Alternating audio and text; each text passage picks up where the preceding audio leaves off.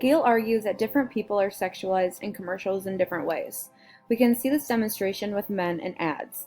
Men are held to a sexy yet sensitive physique, as we can see here in the pictures shown.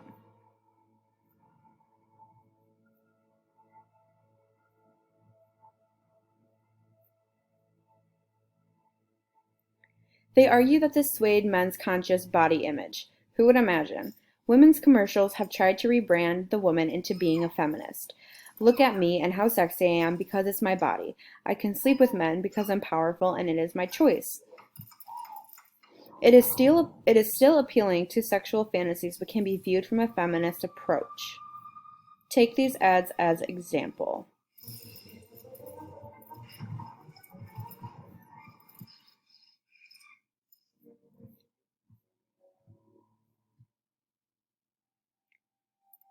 The final type of commercial that they talked about was sexualized lesbians. As we have studied, the commercials always take to a heteronormative approach. Take this ad for example. It draws our attention to two gay women and still makes it appealing to the straight folks who may see the commercial, especially to men.